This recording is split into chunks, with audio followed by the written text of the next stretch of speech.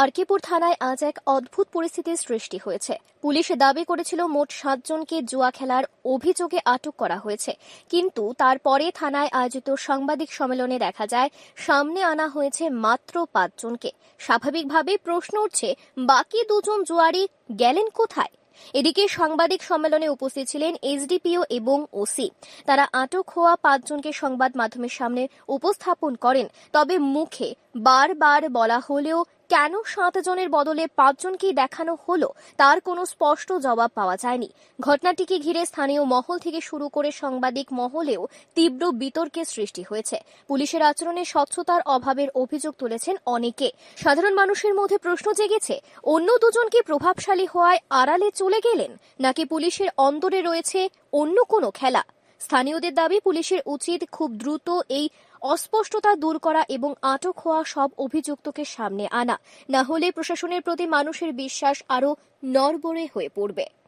আজকে সন্ধ্যে 6:30 নাগাদ আমাদের কাছে একটি গোপন সূত্র খবর আসে, হোটেল ইম্পেরিয়াল, যেটি উদয়পুর জেল রোডে অবস্থিত, সেখানে এই হোটেলে 107 নম্বর রুমে কিছু যুবক গ্যাম্বলিং করছিল, জুয়া খেলছিল। তৎক্ষণাৎ আমাদের আরকিপুর পিএসএর অফিসার এবং স্টাফ ওইখানে রাশ করে এবং ওই রুম থেকে 7 জন যুবককে আমরা ডিটেইন করেছি। তো তখন আমরা গিয়ে দেখেছি ওরা গ্যাম্বলিং করছিল, জুয়া খেলছিল উইথ কার্ডস, 3 তাস যেটাকে বলে, এবং তাদের কাছে টোটাল 1,24,450 টাকা সিজ করা হয়েছে। কজনকে গ্রেপ্তার করা হয়েছে? 7 জন। যে অভিযুক্ত 7 জনকে গ্রেপ্তার করা হয়েছে তারা কি লোকাল উদয়পুরের নাকি অন্য জায়গার? এখনো আমি যতটুকু খবর পেয়েছি ওরা বাইরে থেকে গেছিল, মিটিং বলে রুম হায়ার করেছিল, রুম রেন্ট করেছিল, কিছু একটা গ্রুপ মিটিং বলে। তো ওদেরকে হোটেল ওনার রুম একটা দিয়েছিল, 107 নম্বর রুম। তো সেই রুমে ওরা গ্যামলিং করছিল। তাদের বাড়ি কোথায় ছিল?